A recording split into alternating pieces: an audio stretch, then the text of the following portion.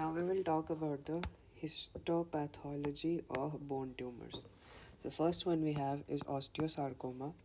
Now osteosarcoma का radiology is of a sunburst appearance. What happens is यहाँ पे अपने पास cortex है, यहाँ पे अपने पास periosteum है. There is mineral calcification in the periosteum that resembles sun rays of the periosteum. So now soft tissue इस तरफ है, तो इधर centrally growing towards the soft tissue there is a tumor that will grow and it will grow very rapidly. ठीक है, तो ये ऐसा करके ग्रो करेगा. ये laterally towards the cortex grow किया और longitudinally it will grow in the metaphysis. ठीक है, तो ये ऐसा करके ग्रो करेगा. ग्रो करने की वजह से क्या होगा, ये पेरियोस्टियम है, the periosteum will break. Periosteum will break and now what's gonna happen is it will get bent. Bend होने के बाद पेरियोस्टियल एक्टिविटी से यहाँ पे एक तो नया बोन बन जाएगा, reactive bone. So the triangle that is formed is called a sunburst triangle, जहाँ पे ये इस periosteum reactive new bone and this is the cortex.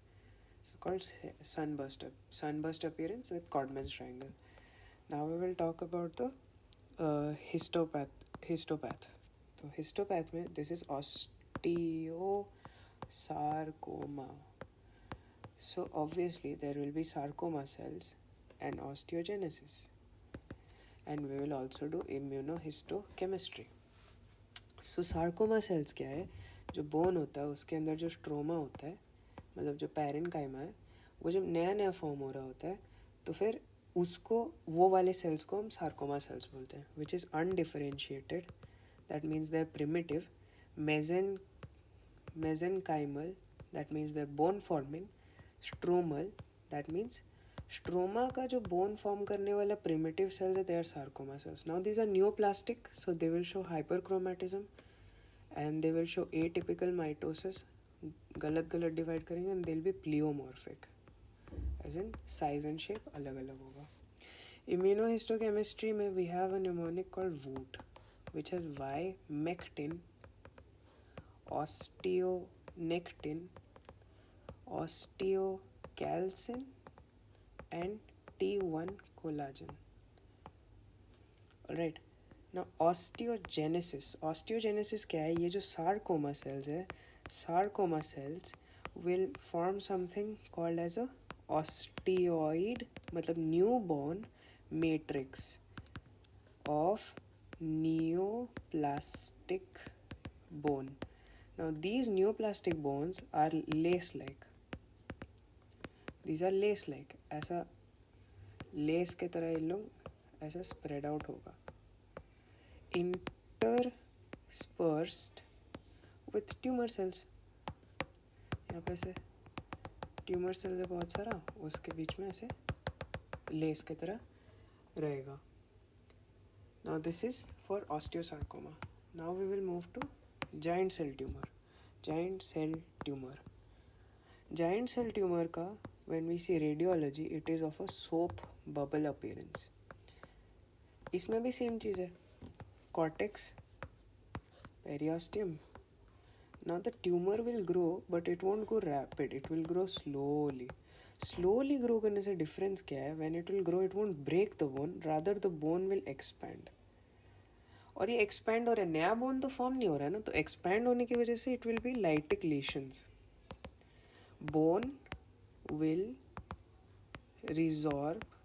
reabsorption slowly, forming lytic lesions.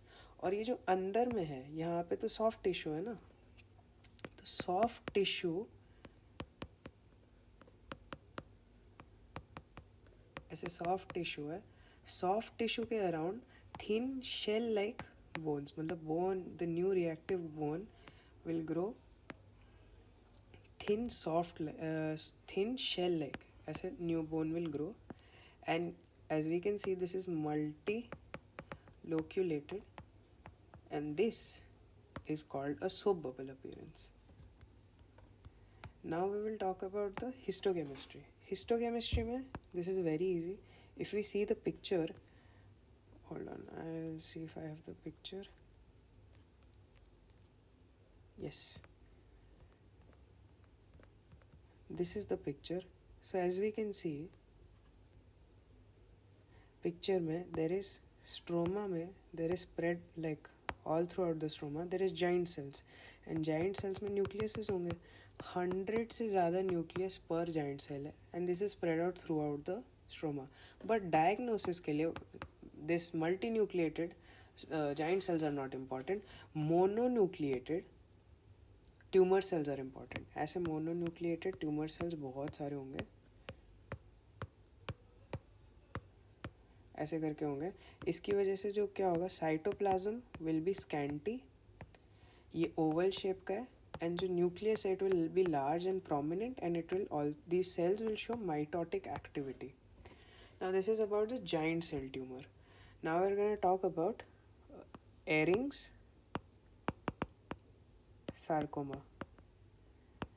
Now we will see it will resemble in the radiology, it will resembles osteosarcoma, and in the histopathology it will resemble somewhat the giant cell tumor.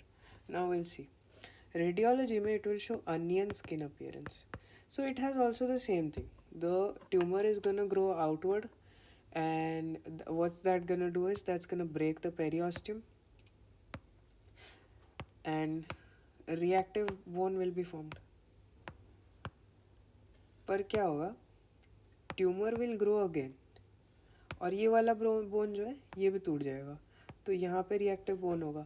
तो ऐसे कर करके periosteal new bones, the repeated breaking and forming of periosteal new reactive bone, repeated layers of this like multiple concentric circumferential discontinuous MCD वाले जब cells बन जाएंगे तो it will give onion skin appearance. ठीक है, this will give onion skin appearance. Tumour cells grow rapidly, destructive lytic lesions होगा, repeatedly it will lift the periosteum, and every time a new layer of reactive bone is laid down, repeated lifting and healing की वजह से MCD periosteal new bone बनेगा, that's onion skin appearance. Microscopy में we have a mnemonic called Ewing's hits, अर्विंग hits. ठीक है, H से we have Homer Wright rosettes. एक क्लियर फिब्रिएबल स्पेस होगा, clear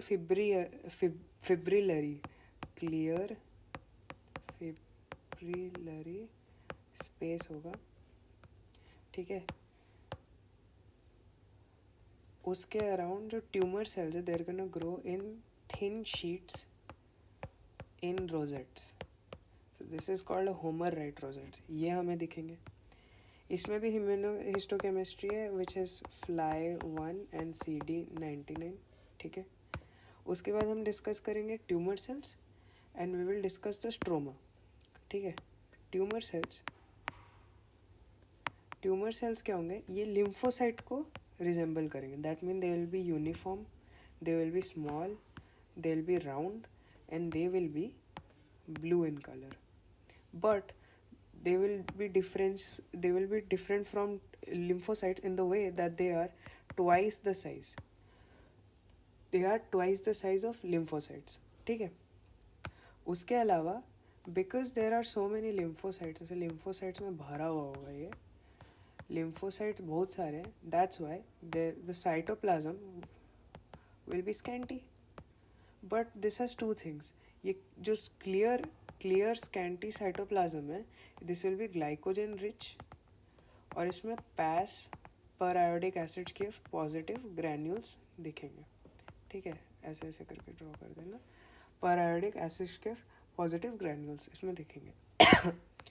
now will come back to the stroma. Stroma where we will see two things, areas of necrosis we will see, one thing.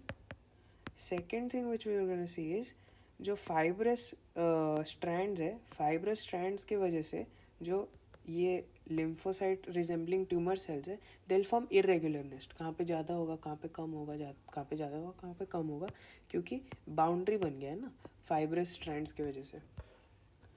Now we are gonna discuss respiratory pathology का,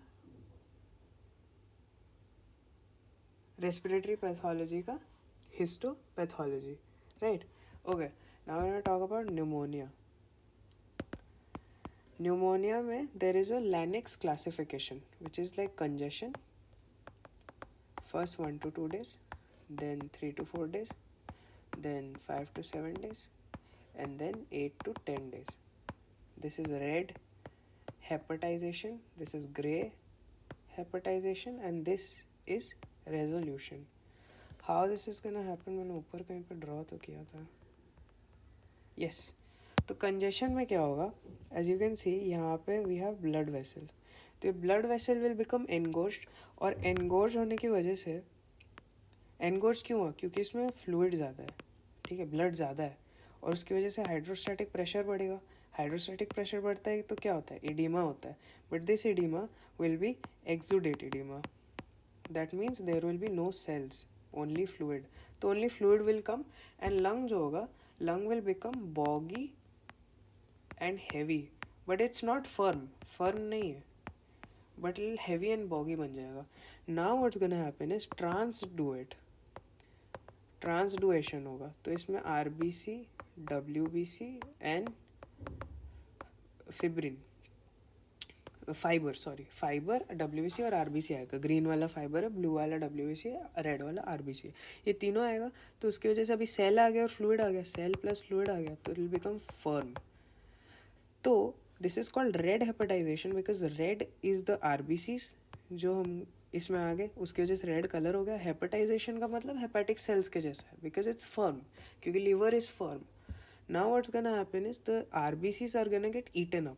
RBCs gonna get eaten up, but WBC and fibre तो है, उसकी वजह से cellularity is maintain. तो hepatization will stay but red will go away, so it will look grey but it will still be like liver. तो hepatization होगा.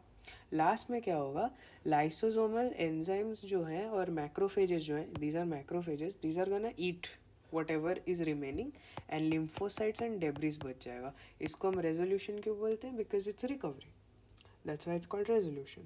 This is the stages of pneumonia. Now we are gonna talk about tuberculosis.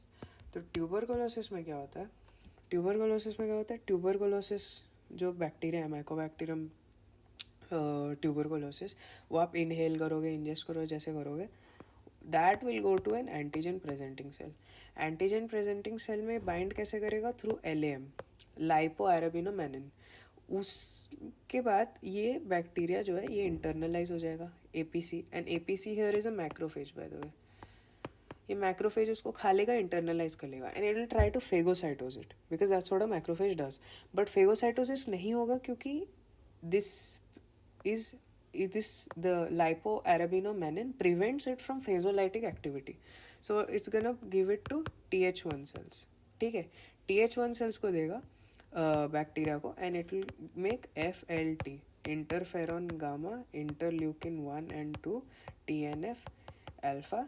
ये बनाएगा, ये macrophage का activation करेगा, which will form epithelioid cell, which will form giant cell, and this will cause T cell proliferation, this will call fibroblast proliferation. तो एक तो केशिएटिंग necrosis होगा, centre of केशिएटिंग necrosis. केशिएटिंग necrosis के अराउंड ऐसे एपिथेलॉइड सेल्स होंगे और giant sales होंगे, ये सेंटर, ये बीच में, ये पेरीफेरी, बिटवीन. ठीक है, तो सेंटर में अपना एपिथेलॉइड सेल्स है, mononucleated and multinucleated giant cells. Giant cells are basically epithelioid cell, बहुत सारा ग्रुप में होगा. उसके अलावा T सेल्स होगा यहाँ पे उसके पेरीफेरी में, और यहाँ पे फाइब्रोब्लास्ट होगा. तो ये जो ग्रैन्युलोमा बना है, this is characteristics of TB.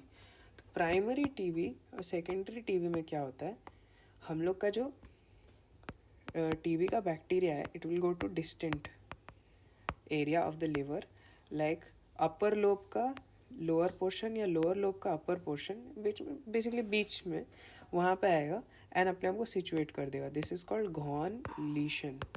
Okay, Ghon lesion में at the centre of the Ghon lesion this is 1 to 1.5 millimetre and this is grey white in colour. इसके बीच में केशिएटिंग नेक्रोसिस बन जाएगा. इसको हम बोल देंगे घॉन फोकस. फिर ये हील करना चालू करेगा. हील करने में फाइब्रोसिस करेगा, कैल्सिफिकेशन करेगा एंड रियली ऑसिफाई करेगा. That's how primary TB happens. Secondary में सेम ही चीज़ है. वो इंस्टॉल होगा, ग्रे वाइट टू येलो होगा और ये 2 मिलीमीटर तक का होगा. But there is no caseating necrosis नहीं है. ये वही सेम चीज़, fibrosis, calcification and really osteogenesis करके हील करेगा. That's how tuberculosis happens. Now we're going to talk about lung carcinoma. So lung carcinoma का बेसिक क्या है? अपने पास यहाँ पे स्क्वामस सेल है और अपने पास कॉलमनार सेल है. ठीक है, दिस इज नॉर्मल एपिथेलियम. उसके बाद क्या होगा? स्क्वामस मेटाप्लेजिया होगा, मतलब स्क्वामस हाइपरप्लेजिया होगा, मतलब बहुत सारे स्क्वामस सेल्स आ जाएंगे. But columnar will still say this is squamous hyperplasia. उसके बाद क्या होगा? स्क्वामस मेटाप्लेजिया होगा. लाइक जितना बचा कुचा कॉलमनार था वो भी स्क्वामस बन जाएगा. स्क्वामस मेटाप्लेजिया हो गया. फिर क्या होगा? Carcinoma in situ. कार्सिनोमा मतलब क्या? जो इंडिविजुअल है उसमें हाइपरक्रोमेटिज्म दिखेगा, प्लियोमॉर्फिज्म दिखेगा, एक छोटा एक बड़ा दिखेगा. और जो न्यूक्लियस है वो उसका पोलैरिटी लॉस हो जाएगा, मतलब ये बेस के पास नहीं होगा, ये और कहीं पे होगा. ठीक है. Now this is carcinoma in situ because ये मेटास्टेसाइज नहीं किया. उसके बाद ये ब्रीच कर जाएगा और ये मेटास्टेसाइज करके बाहर निकलना चालू कर देगा. This is invasive carcinoma. So this is basic. Now there's 4 types. There's squamous cell carcinoma, there is adenocarcinoma, there is small cell carcinoma and there is large cell carcinoma. Small cell carcinoma में क्या होगा? There will be keratin infiltration. Keratin infiltration क्या है? वो tumour cell को infiltrate करेगा तो tumour cell will become highly eosinophilic and it will look pinkish. ठीक है, it will start to look pinkish. Normally blue दिखता है पर अभी पिंक दिखेगा क्योंकि केरेटिन घुस गया है. दिस इज तो इंट्रासेल्यूलर. एक्स्ट्रा सेलुलर क्या है? एक्स्ट्रा सेलुलर भी डिपोजिशन ऑफ केरेटिन होगा. तो बहुत सारा केरेटिन जब आ जाता है सेल के बाहर में तो it's gonna form like a whorl like structure. ऐसे केरेटिन डिपॉजिट होगा like a whorl like structure और उसी में अपना ट्यूमर सेल्स भी होंगे. तो ये जो वर्ल लाइक ये बना हुआ है इसको हम बोलते हैं केरेटिन पर्ल. और जो दो ट्यूमर सेल है इनके बीच में केरेटिन भी डिपॉजिट होगा. इसको हम बोलेंगे इंटरसेल्यूलर. तो intercellular, inter not intra, intercellular bridges will also form. ठीक है, दिस इज तो स्क्वामस सेल कार्सिनोमा हो गया. अब हम आएंगे अडीनो कार्सिनोमा. तो बेसिकली निमोनिक से याद करना है. एक अरेंजमेंट है, एक ट्यूमर सेल है